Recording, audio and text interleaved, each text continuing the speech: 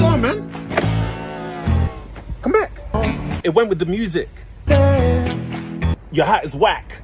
So darling, stand by me. I'm sorry. I don't know what's worse. Joe Resinello at the front line with Joe and Joe. If you're just joining us, Joe Pasillo. I don't know what's worse, Joe Resinello.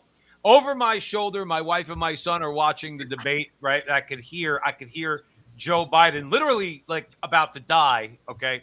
So I don't know what makes me more sick. Listening to him lie, all right? And that's because that's all he's doing. That's why I'm not interested in watching the debate. I see him lie all the time. I don't need to hear him lie. Or the guy eating the cockroach, okay? I don't know what makes me more sick than that. And I'm sorry, the other clip was just hysterical with the guy go, wait, come on back. You go, keep beating on the thing. But on a serious note, for a second. First of all, wherever you're watching this video, hopefully you're not watching the presidential debate because to me, it's basically meaningless. The only thing I could tell you from what I could glean and what Joe Resinello said is Trump's keeping his composure. I think it's probably the best thing he could do, Joe Resinello.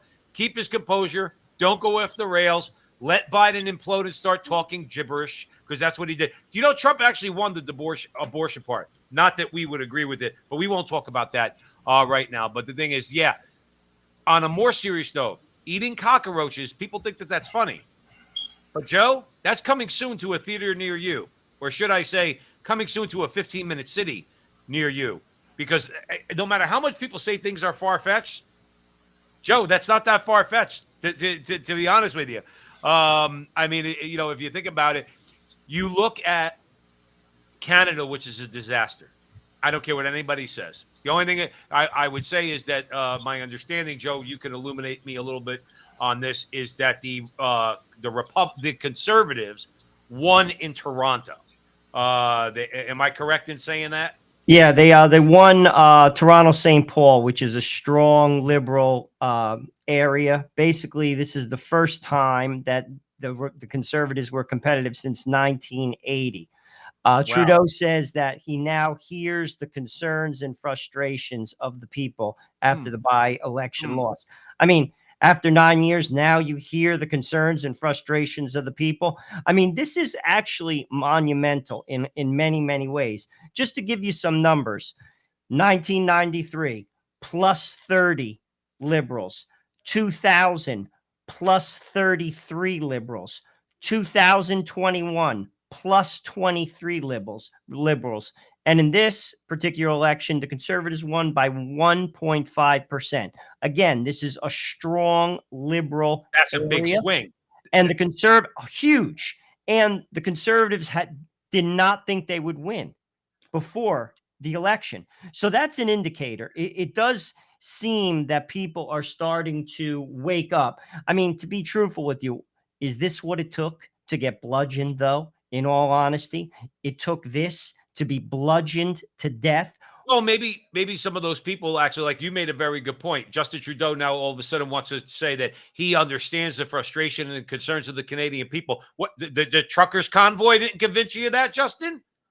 And the way you went after those guys, those men and women, mostly men, but there was men and women who were driving those trucks, the way you went after them in extra legal ways, you don't think the people of Toronto might say to themselves, wow, he went after blue-collar people like that. He wasn't going after rich people like that. There have been some conversation around the Jewish population because of anti-Semitism that's been going on in Canada, that was a tipping point in that particular area. Remains to be seen, but there's a lot of conversation going on the internet about that.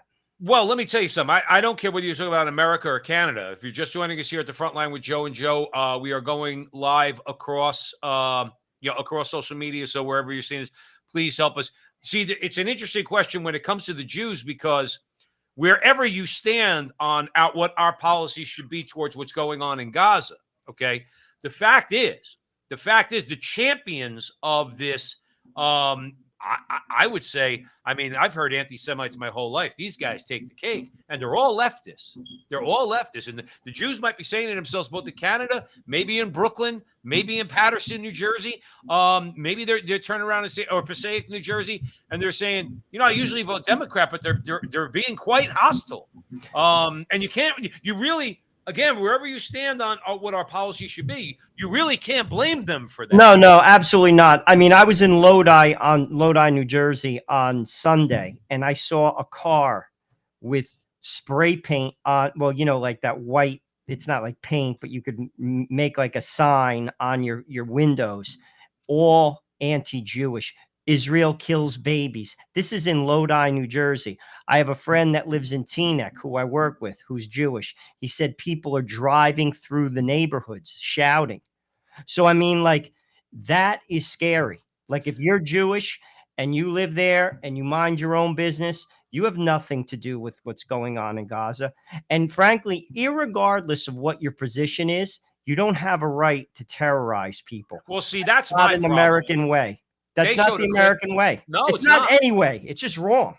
Well, listen, I think it was at UCLA, okay, or Berkeley, one of them, okay, one Scrumbiad college out in California. And a Jewish student's trying to get by. Like, you walk to your class, you walk down the sidewalk, and they're blocking him. Okay. And again, this doesn't come from the point where, I need to defend Israel or Jews or our foreign policy. There's nothing to do with that. It's got nothing to do with it. The fact is, get the F out of the way. Absolutely. Because if I'm a Jewish father and they're blocking my son from going to class, I'm going to the administration. And I'm going to the administration. I'm saying, I pay for my son's tuition to come here. If he's walking to class, you get these effing people out of the way. Well, that's exactly right. And they should. And that's wrong. And I think that had something to do with that vote in that particular area. And frankly, good for them. Hey, well, listen, we should do the same thing. Catholics should do the same thing. I was just going to say Catholics ought to do the same thing and say to themselves, the Democrat Party is off the rails. Okay.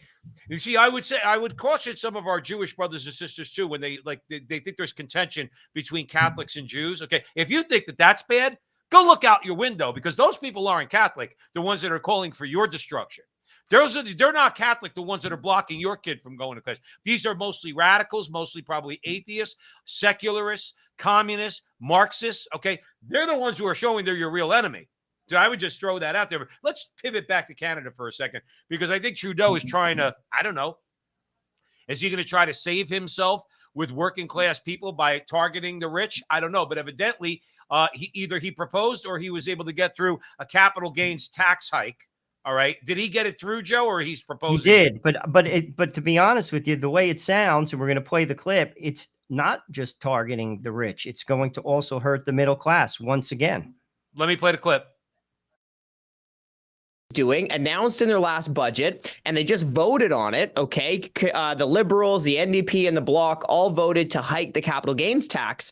What that essentially means is that when you sell these types of assets, well, you now have more taxable income. It is a tax hike. It's the capital gains tax hike. Now, we have to just cut through some of the spin right here, because one of the things that the government is trying to spin you on is, oh, this is about tax fairness, tax fairness, tax fairness.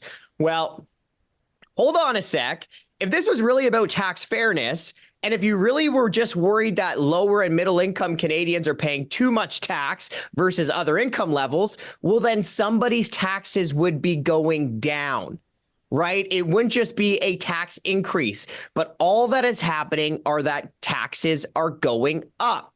So this isn't about tax fairness. This is about a government who is trying to take as much money from Canadians as it can get away with. And isn't that always the case when the left raises taxes, Joe? Listen, they never tax the rich by themselves, okay? And remember something about the United States and the personal income tax, Joe Rossinello. I think it was passed in 1914 or 1917. They sold the personal income tax, all right, as a tax on the super duper wealthiest people in America, and it was at a very low tax rate. 20 years later, everybody was getting taxed. Okay, so why is it that blue collar and working class, middle class people have to get it through their heads? They're never going to stop with the rich. The rich don't have enough money for what these leftists need. They need to go down to the middle class because they know we actually control a much larger pool of cash. If you look at all the paychecks out there, the one you earn, Joe, the one I earn, and tens of millions of working class and middle class people, they know that's where the money is, but they sell it, Joe. They sell it as a tax on the rich. It's a lot of BS. It's what it is. Trudeau is full of a lot of BS. I absolutely agree with you. And here's another thing. The tax that's on the rich is like a blip on the screen for them. However, for the middle class and the working poor, that really hurts. And that's what isn't communicated. Even with the inflation, while inflation is bad, clearly the rich can afford it. Justin Trudeau can afford the inflation. That's why he's fine with it. However, the middle class can't. And the working poor surely can't either. So ultimately, what that is a tax directly. It's if you ask me, it's punishment. It's punishment on the middle class. It's punishment on the working class, and it doesn't affect the rich one iota. Well, no, because listen, rich people are going to invest no matter what. If you jack the capital gains, I don't know what it is right now in Canada. If you jack it 5% or 10%, all right, some people are going to be a little bit more aware of that. Most rich people are going to continue to invest. They're going to continue to invest in the stock market. You're not going to stop that. But as Vernon, by the way, Vernon, thanks for the compliment. He said our show's great. Thank you. Here's a good question. Vernon asked it. Retiring farmers who want to pass along their farms, they got to pay a tax. If that farm is worth more than what they paid for it and they drop dead and they pass it to their kids, guess what, Joe? The kids got to pay a tax on that, which by the way, I am absolutely opposed to inheritance tax. I think the inheritance tax should be at 0. It's already taxed income. The property's already paid for. It should be taxed at 0. You should not tax the children because the parents pass along, in this case, like Vernon saying, a farm. Farmers are all of a sudden rich, okay? They're going to get jacked on a capital gains. That's what I mean, Joe. That's what I mean. It's like they're not fooling anybody. It's a shame. It really is a shame. And people, frankly, have to just turn off the news, stop listening to the podium, and start looking at your paycheck. Start looking at your refrigerator. That should tell you everything you need to know. Honest to God, look in your checkbook. The rhetoric, all these guys do, all they do is deflect, gaslight. They basically toss bad words at people, calling people this, calling people that. Stick to the issues. It comes down to this. Can you feed your family properly? Can you put fuel in your car? Can you heat your house? These are basic things. Can you pay rent? Right. Can you? If you can't, that's a problem. That means the taxes aren't working for you. That means the government isn't working for you. And that's a problem. And Trudeau owns it. He owns it. He can't deflect it onto someone else. That's why turn it off and pay attention to the basics. If you do that, it's everything you need to know. Well, let me give you a couple of ABCs. Let's keep it with Trudeau for a minute here at the front line with Joe and Joe. Let's keep it with him, okay? He attacked the truckers. I'm going to keep going back to that, Joe, because that was so egregious. And it's against everything that the left supposedly stands for, which are working class people. What are these truckers? Rich people, Joe? Are they bankers or stock and real estate speculators? They're working people. He went after them. Now, all of a sudden, he's saying, I understand the frustrations and the concerns of the Canadian people. Well, but you didn't understand it then. In fact, you tried to squash them. Now you're trying to pander to these people by saying we're going to raise taxes. Joe, we're going to raise the capital gains tax. We're going to raise the capital. It's going to hit those rich people. Going to give it to you. Justin Trudeau is the biggest fake there is. I did a video the other day that I posted on social media about AOC being a fake. I've said this before at the front line with Joe and Joe. She's just an actress. Trudeau's just an actor. They do their lines very well. They look, I guess, to some people like they're very pleasing to the eye. Okay. Kind of like, well, AOC's off the rails, but Justin Trudeau's kind of a little bit more muted. All right. He's an actor. He's a puppet on a string. He's the young version of Joe Biden, is what he is. Joe Biden's an actor too. His puppet master is Obama. That's what you got there. So it really is sickening that, like you said, Joe, you got to tune out. I'm going to give you a hopeful thing. I'm going to throw it over to you. Okay. Twitter is now a source of information than for more people. All right. When I mean information, I mean news for more people than mainstream media. Did you know that? You know, I didn't hear that statistic. I did hear it from Elon Musk. He said basically that Twitter is the best source of news that's basically out there in the world. Tons But of I people, did. Joe. Tons of people. Well, that's Tens. good. Yeah. That's what I mean. The thing is this, because remember, Joe, if I say something or you say something, like we're on social media right now, we're on X right now. Okay. We say something, somebody can respond to it. I can't respond to Dana Bash or Jake Tapper when they're spewing their lies on CNN, or Joy Reid when she's spewing her lies. I can't respond to them, right? But on social media, you can. That's why a lot more people like social media and they love X. I'm telling you, Joe, X is going to explode to the upside because of the fact that people value free speech. And that's the truth. I That's hope the truth. so. I hope you're right, to be honest with you.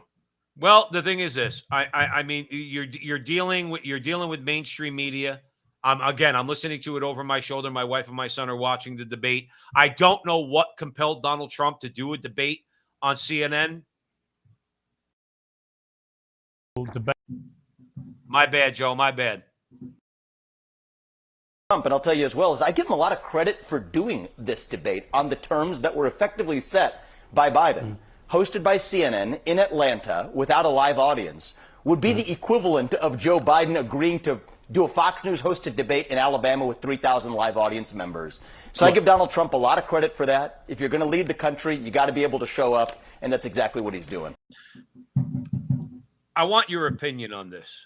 Do you think that Trump going on CNN, agreeing to their onerous regulations, no audience, all right, protecting Biden, you think it might backfire on the Democrats?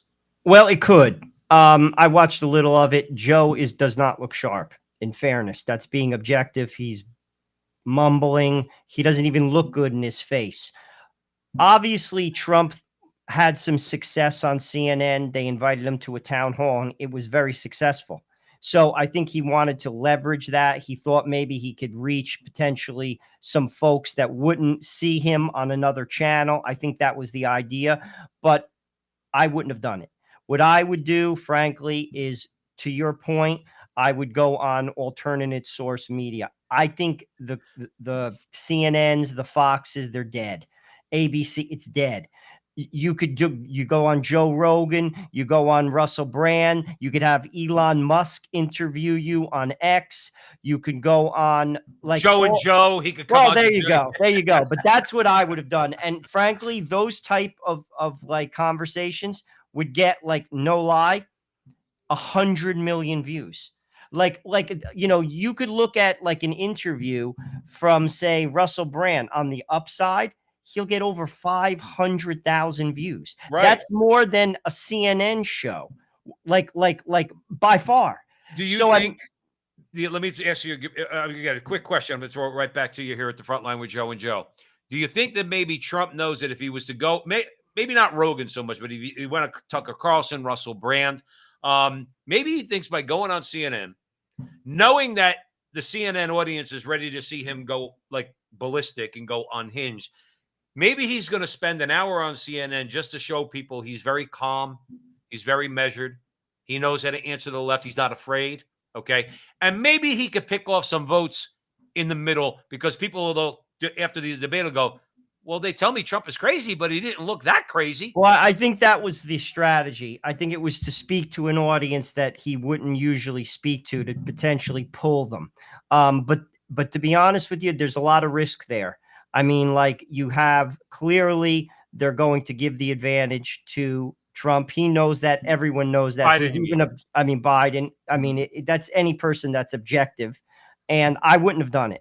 I am not inviting people into my house that hate me. I think the press has to prove themselves again. You want a seat at the table? Well, you have to be objective. I understand that people have biases. I get it. It's beyond that. It's absurd. It's absurd. It's not like, I don't even comment on it anymore because it's just that absurd. And I am not going to engage with somebody who, frankly, either is going to just flat out lie or is simply out to destroy me or put like a segment of what I said to basically incriminate me. I'm not inviting that type of person into my house. I'm not engaging in that conversation. And all I would do is this. Here is a memo. Every day, it's a memo. I'd vet it with lawyers and I'd hand it over to them with facts. Do whatever you want to do with it because that's what you're going to do anyway. I'm not engaging with you because you're not adults. Right. Like, if you want to be adults and be professional and basically report the facts fairly, fine. You're invited to the party. But if you're not, you're not. And frankly, they're not. So we're not having the conversation. You see, that's the type of hard-nosed politics that the Republicans I shouldn't even say the Republicans because they stink too. I know. Anyone who basically cares about people. If you care about people, they hate you. So guess what? You are not invited to the party. And I'm not having the conversation. And that's how I think. And I got news for you. If you stop them from coming in, maybe they'll change. Well, they did a little bit. If you remember, Republicans stopped going on CNN. You remember a couple of years ago? In other words, because they were constantly called racist. They were disparaged. That's what I'm saying. Like I'm not going. Like I'm not going. And then when the new regime came in, running CNN, then they started to woo.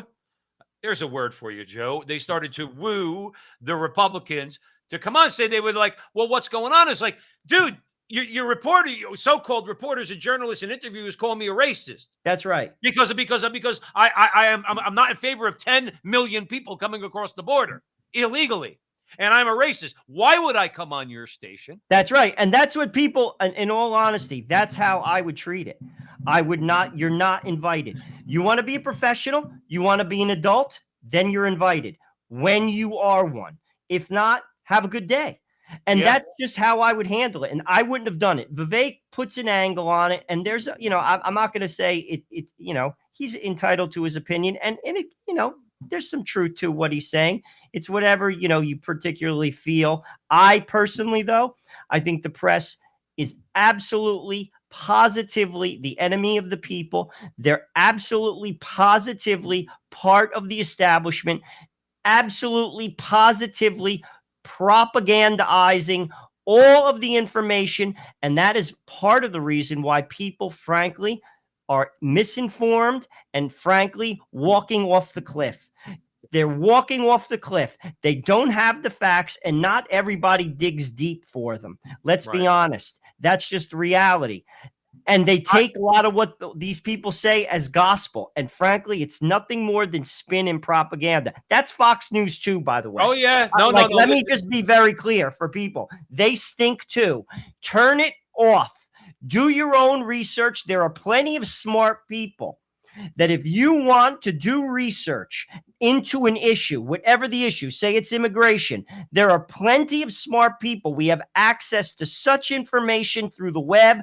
I'm talking about professors. I'm talking about economists. I'm talking about smart people, not some pundit who has an agenda. Turn them off, all of them. You'll be better off. You'll be more informed. And frankly, the country will be better off. Listen, that's what I do. I don't listen to any of them. Not a one. You offered when you see that the problem is too, when you're thinking about, let's say, what the government could do. If you're just joining us here at the front line with Joe and Joe Pasillo, Joe Rossinello, we're way in the breach. People think what the government could do. Like we say, what could conservatives do to fight against the New York Times? New York Times versus Sullivan. If that decision was revisited, then CNN and MSNBC, and they'd lose their protections. Joe, you just made the best point. Get your news. Listen, sit. Most people who provide information, let's keep it with X for a second, okay?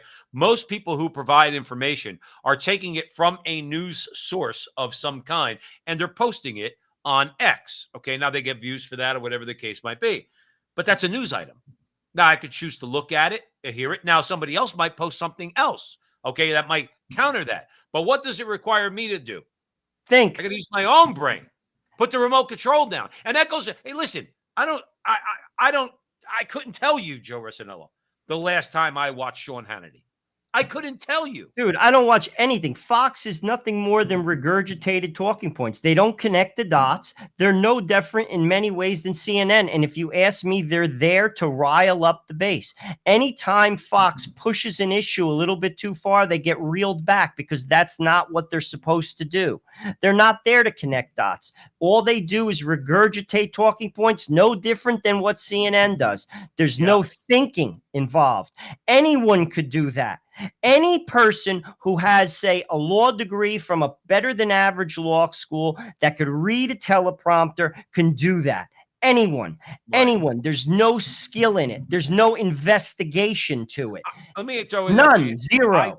I think that the two guys, one more so than the other, the two guys on Fox, Bill O'Reilly, okay, and then Tucker Carlson. Bill O'Reilly, I thought was a guy, even though I had a lot of issues watching his show and he'd go off the deep end. Bill O'Reilly struck a chord with the American people. Bill O'Reilly was trusted by the American people. That's why his show was so wildly successful. And I always thought that he didn't come across as just repeating the same thing over and over again, that he actually encouraged his listeners to go find out for yourself. I'm going to give you a piece of information. Fired. Okay. They found a reason to. I don't believe it for 1 second. They fired him. Tucker Carlson's much better at that. And much more. How should we say, gives much more credit to his audience to go and find out their own information and does connect those dots and does get into the nitty gritty and does roll up his sleeves and does ask you to use your own brain. What happened to him? Fired. A journalist should be doing digging, shouldn't be regurgitating talking points. A journalist should be looking at original sources. That's what a journalist, there's none of that. That's all, it's all garbage and it's all propaganda. And here's the beauty. It's all there for you. You can do that. If you follow, and this is not following people wearing a tin hat. These are smart people. Smart people, economists at Columbia. It could be like, and here's another thing. They don't necessarily have to be part of your camp. Like, for instance, I get my Ukrainian news from Glenn Greenwald, who's liberal and gay. But you know something? His reporting on the Ukraine is spot on, honest. He doesn't have an agenda. That's where I get my news on the Ukraine. I get my news on the Trump trial from Alan Dershowitz, who is liberal, self-professed, a lawyer from Harvard, the youngest tenured professor at Harvard Law School, and voted against Trump. But I get my news from him because he's smart and he's fair. You see, I don't belong to a camp. I want to know the facts. And you can do that if you follow certain people on certain topics. Oh, I want to know about the abortion issue. Follow this person. I want to know about the Trump trial. Follow that person. I want to know about the economy. I want to follow this person. Right. You can do that. Why do you have to listen to Jake Tapper? Why do you have to listen to Jesse Waters? All they're doing is reading regurgitated crap. Right. It's just garbage. They don't connect dots. There's no investigation. And frankly, all they're there to do is rile up the base. They're not there to connect dots. They're not there to inform you of anything. Right. They want to affirm you in your seat. Oh, I feel good about myself because they basically say what I say at my kitchen table. Well, sometimes I want to be challenged. Sometimes I want to hear a conflicting opinion. Sometimes I want to say, wow, that was different. I never heard somebody say that before. You get none of that from Fox. You get none of that from CNN and MSNBC. Forget it. So turn it off. Just turn it off and do your own research. You'll be better off. How do they explain this decision? Debate is on Thursday. 90 minutes unfettered between Donald Trump and Joe Biden. First time either has been in any debate since their last one 4 years ago. But last time I spoke to you, you were hoping to be on that debate.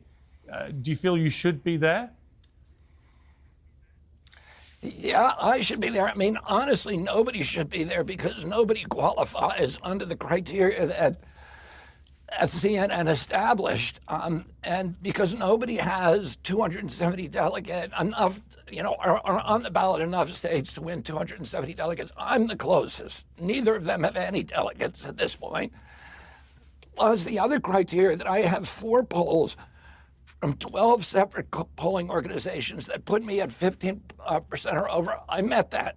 And CNN arbitrarily threw out one of the polls from the approved company's Monmouth in an arbitrary way. So they are keeping me off the stage. But the worrying thing is this. This is the first time in American history that a private for-profit corporation has owned the presidential debates. Biden and President Trump colluded with CNN to exclude the Presidential Debating Commission. Since my uncle's premier debate with Nixon, the first one in history, this has never happened. And the worrying thing is that the DNC and the RNC are putting tens of millions of dollars into CNN. So there's a conflict there. Plus, the CNN announcers on some of the biggest, most monumental decisions during their presidency, like the lockdown of the American public, the CNN announcers were cheerleaders for those lockdowns that Biden and Trump that shifted $4.3 trillion in wealth to this new oligarchy of billionaires. So let's leave it there. He's absolutely right. He's absolutely right. Why is it, and I'm sure they have their spin, Joe, and I'm not going to say I know all the details of it, okay? But why is it the Commission on Presidential Debates involved in this? Why is it that the RNC, like I don't get the RNC. We'll get into that in a second. But here's my point. What cause did they have? What BS did they come up with to leave that guy off the stage when he is a viable third-party candidate?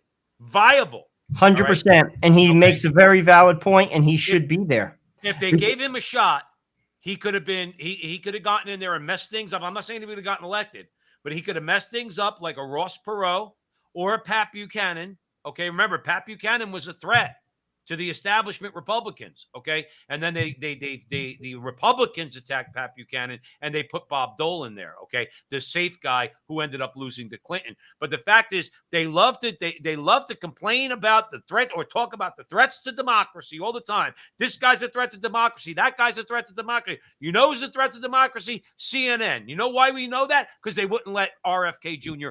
on the stage. Well, that should say something to the people, because RFK should be there, but the party system does not represent the people. They represent the party. I've listened to a lot of RFK in interviews since he's kind of threw his hat in the ring. It's very difficult for a third-party candidate to run for president, and it's deliberately difficult. I don't know if people know this, but Joe Biden would not pay for Secret Service protection for RFK. He's been paying out of his own pocket. That's to basically deter him from running, and that should trouble people. That says to me that they don't represent you, and that should bother you. Ultimately, the party system is not about the people. I'm going to say it again. It's about the party. We have to get our country back. That's what I want. I want that more than anything. I will never, ever vote for an establishment candidate, Republican or Democrat, as long as I live, because our country does not represent people anymore. And this is an example of it. He should be there. I want to hear what you have to say. Let me hear what you have to say. It's about me, right? Wrong. It's not about me. It's about the party. And the party isn't about me. The party is about special interests. That's the Republicans and that's the Democrats. And I'm fed up. And here's another thing. He is a Democrat. He's a Kennedy. He is a Democrat. Joe Biden isn't a Democrat. He's controlled by radical men and women. Kennedy is a Democrat. He's no different than what was his name? Schultz, that was going to run the last time. He's a Democrat, and they refuse to acknowledge him because they're not Democrats. I've said this time and time and time again, Joe. This is not the Democratic Party of your Irish grandfather who worked on the path. These are radical people that have done harm to regular people. It's about time people open their eyes, look in their refrigerator, look at their checkbook. They basically just let in 7 to 10 million people that are going to hurt the working poor because they're going to compete and take their jobs and lower their wages. And they know it. All Right. for what? For votes, because they don't care about people. Votes and money. And Votes people money. you can't connect that dot. More reason why you turn off CNN and Fox News, because they're not about connecting that dot, because they don't want you to talk about that. They don't want you to know it, because they're not about you either. People, again, Joe, I swear, I just look at the landscape. It's like watching a drug addict destroy themselves. It's like watching a drug addict destroy themselves, and they just keep they keep eating it up, and they destroy themselves. This country is a shell. The American dream is dead. It's completely dead. People can't buy houses. You're going to go to college. How's the regular person going to afford college? What kind of job are you going to get? You're going to owe $300,000, $400,000 coming out of college. What do you think you're going to get? It's dead. Right. And they killed it. Right. The party system killed it. And he should be on that stage. It says something to me. We're not represented. That should bother you. No, everyone.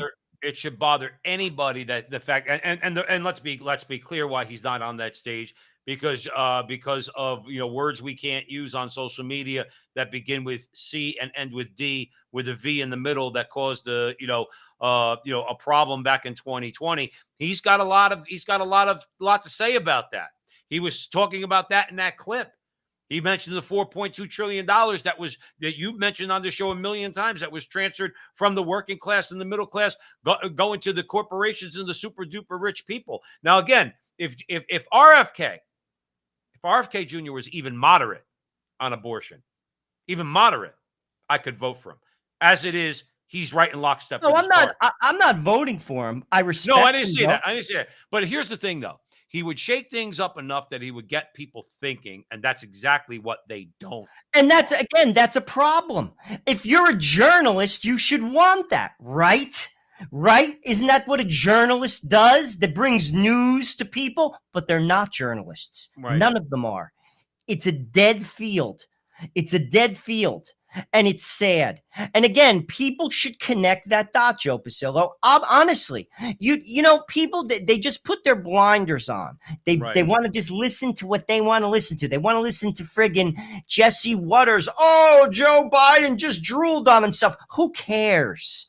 We know he drooled on himself. How about we listen to something that makes us think a little bit, even challenges us? How's that?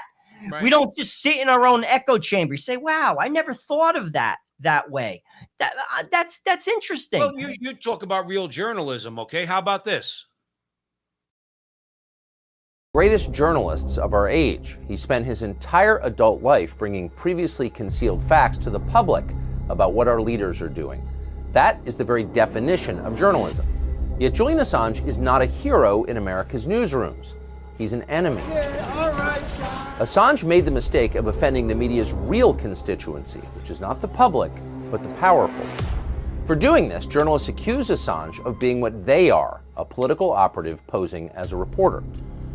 In 2010, Assange and his organization, WikiLeaks, published an enormous cache of secret documents that revealed what the U.S. government had been doing in Iraq. Included was a 38-minute gun sight video that depicted Apache helicopters mowing down a group of civilians in Baghdad, including 2 Reuters employees. There's more that keep walking by, and one of them has a weapon. Roger, receive. See all those people standing down there? Oh, yeah. That's a weapon. Yeah. Hotel 26, Crazy Horse 18. We got an RPG. All right, we got a guy with an RPG. Having a fire? Oh, we got a guy shooting. Now he's behind the building. Come on, fire. Hey, Roger. Keep shooting. Keep shooting. All right, we just engaged all 8 individuals.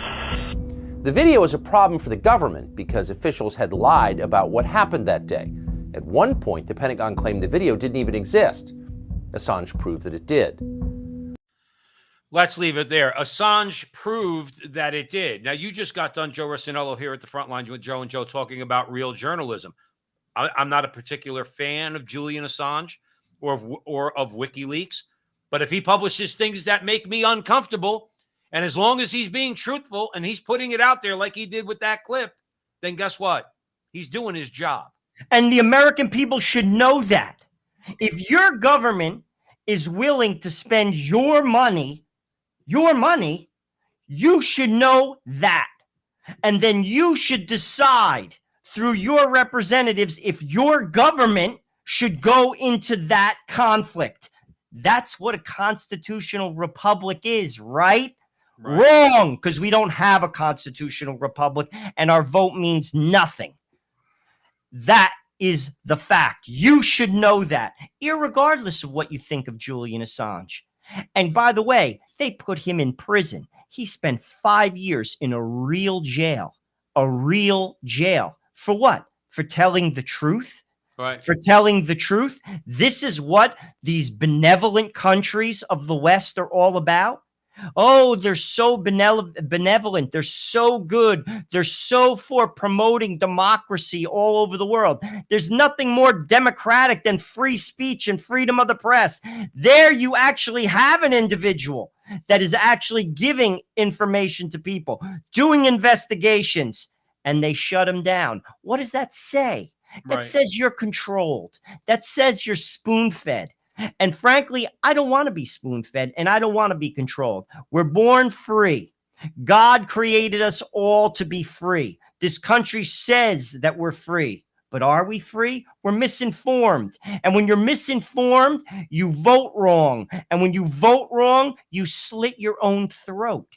You slit your own throat, which means your children suffer, which means your wife suffers, which means your grandchildren suffers, which means the future of the country suffers because you're ill-informed and they want it that way. Let me tell you something. It's so important that you're saying that. You want to know why? I know that I practice what I preach. You want to know why? Because I challenge blue-collar, middle-class Democrats to start questioning their party and what's going on. You know why I point the finger at them? Because I've questioned and you've questioned the Republican Party. That I've said and you said on this show a million times, I regret my vote for George W. Bush twice. I regret my vote for Mitt Romney and John McCain. I regret my vote for that. I did what you just said.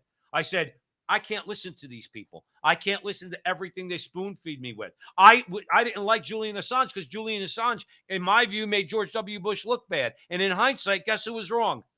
Me. I was wrong. And Democrats, blue-collar Democrats, like you just described, your old grandfather, the Irishman, the Italian that works on the path that says, oh, I don't vote for Republicans. I don't vote for Republicans. You got to question what's going on. Because like you said, Joe, it's your life. It's your family. It's your kids. It's the taxes that you have to pay. But if you don't question it, I mean, I cannot see anybody not questioning this modern Democrat Party. I'll question Trump. I'll question him. I'm going to vote for him, but I don't think he's establishment. I think we're on firm ground if we say he's not established. Well, he's anti-establishment. I'll be truthful with you. He's not radical enough for me. Oh, God. I'll go on record saying that. Donald Trump, I'll be truthful with you. I think he gets a bad rap. I don't think he's as radical, nearly as radical as they try to paint him to be. He just threatens their power base. It has nothing to do with you. This is another thing that people can't get through their thick head. It has nothing to do with you. It has everything to do with them. It has to do with them. He threatens them. That means he's bad. Orange man bad because he's coming after me. I don't care about you. Get it through your head. Well, perhaps along the lines of everything you're saying, his real sin for them, okay, aside from getting elected, anti-war. Well, he's anti-war. He pointed to the press and told them out, you're the enemy of the American people. So you know that they don't like that.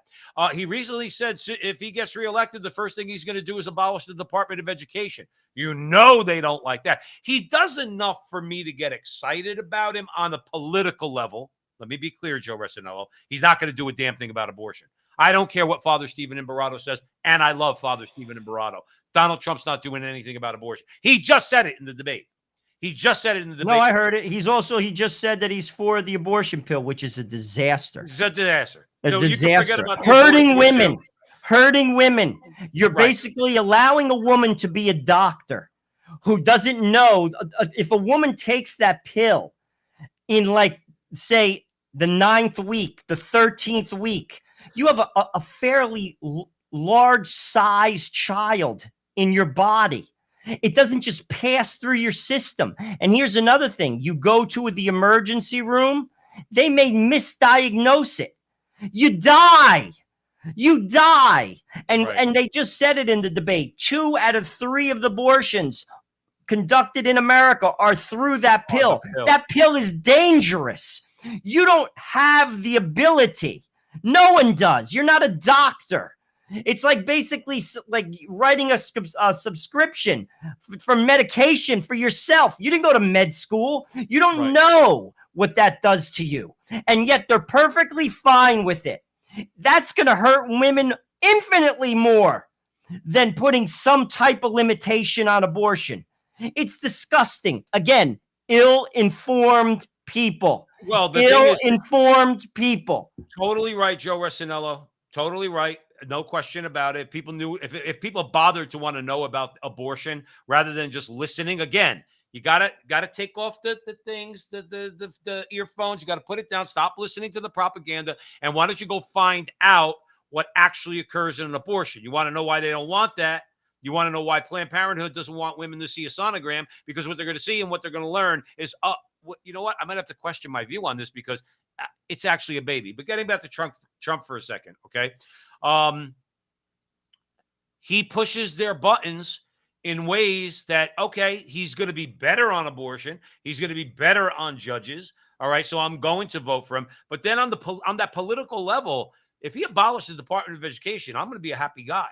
I think a lot of people should be. If he radically transforms the CIA, which many people say JFK wanted to do the same thing, got him killed, and Nixon wanted to do the same thing, and that was what the famous book that was written, The Silent Coup, Nixon was gotten rid of.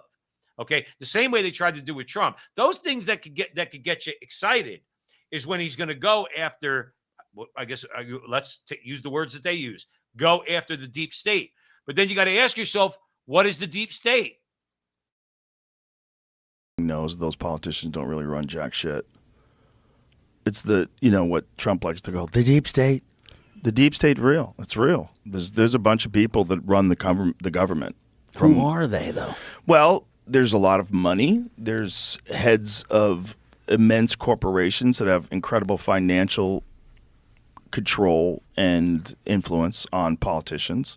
This is the reason why lobbyists are some of the richest fucking people in the country. Like, some of the richest real estate is in Virginia, right outside of D.C., and a lot of it's lobbyists. The amount of money that they pour into campaigns and pour into making sure that their agendas are being met and that their businesses get to grow because of regulations or lack of regulations or tariffs or lack of tariffs or whatever the fuck they're trying to do. That's who runs things really and makes decisions. And then the politicians keep us embattled in these social squabbles. It's like when Kamala Harris had this guy in a dress with a beard come to the White House recently. And she's like, God. Oh my God, for Pride Month. Come on in, you're in the White House. Like, that is to accentuate the social squabbling. It's so people get fired up. Yay, queers are in the White House. And then other people go, what the fuck are queers doing in the White House? It's like that. This is a part of the grand plan to keep people not paying attention to the really important issues. Joe, he nailed it right there. That is American politics defined.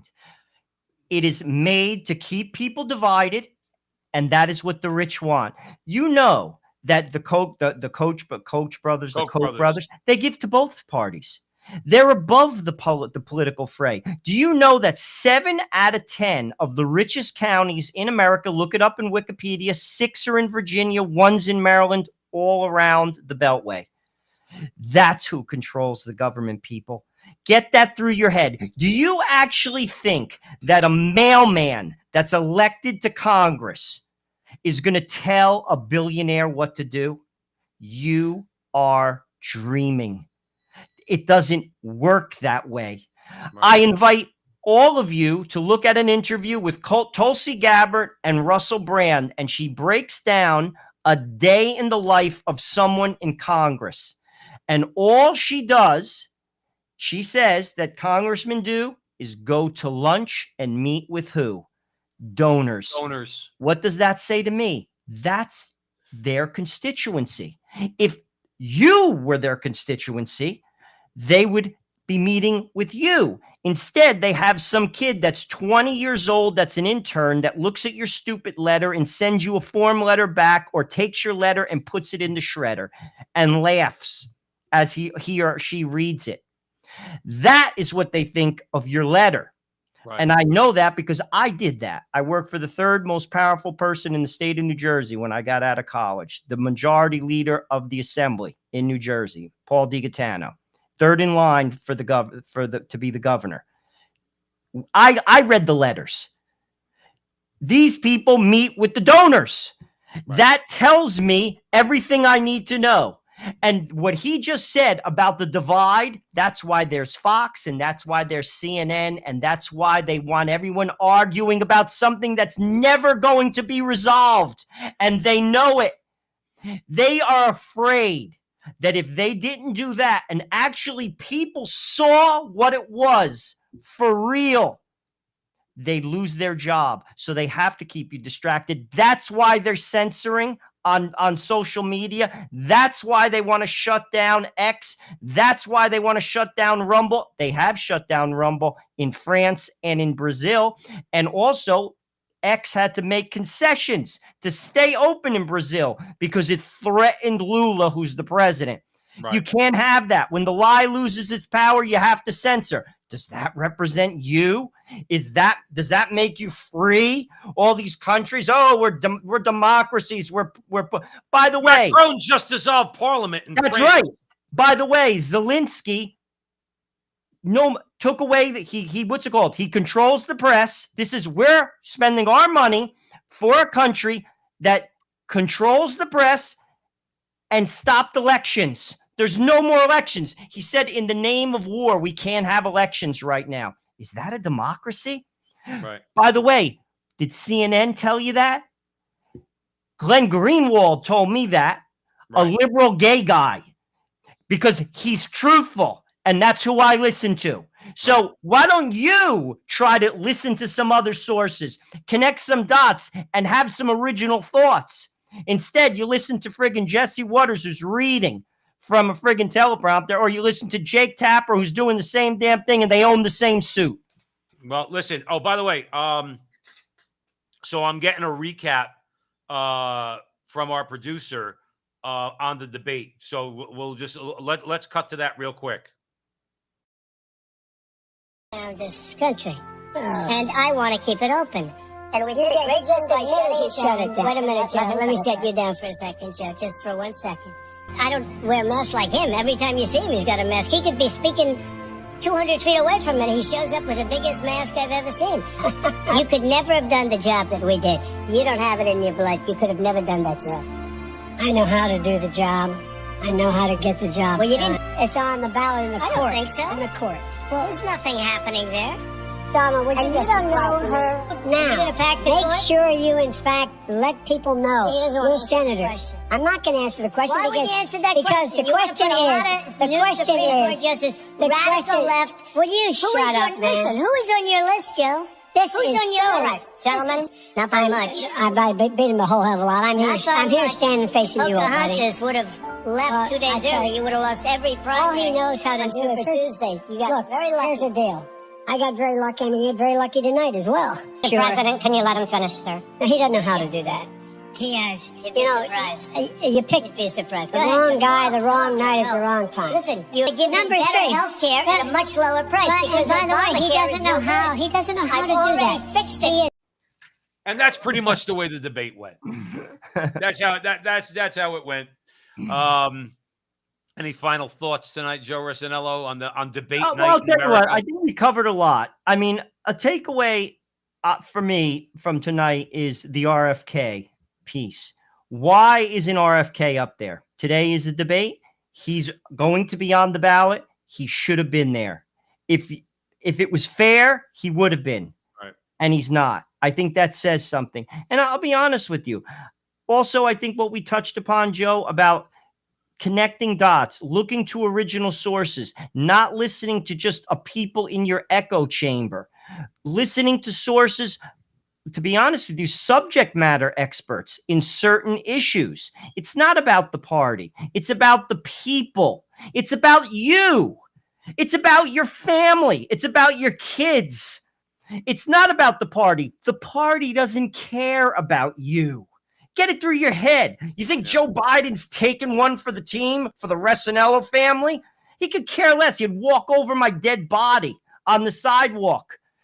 Start thinking about you. Start doing your own research. Turn off the news. Stop listening to the podiums. And frankly, look at your checkbook. Look at your refrigerator. You'll be better off. And you'll be happier. You'll be happier. You won't get as frustrated, and the vein won't pop out of your forehead like it does with me every time I watch the news. That's why I don't watch the news. Thank you, everybody, for joining us here at the Frontline with Joe and Joe. We went a little bit late tonight, but remember, we go live 9 o'clock Eastern time across social media, on X, on Facebook, on YouTube. Please, wherever you're seeing this video, particularly on X, like, subscribe, share. Do all that fun stuff. Help us out. We got our social media up on our page. We have our interviews, our radio interviews with some fabulous people on fabulous topics, where if you like our style, we bring that to our interview show. So take a look at those. And if you like those, share those also. Thanks once again. We'll see you next week. We won't see you next week. We'll see you in 2 weeks. But remember, until the next time, that our conversation is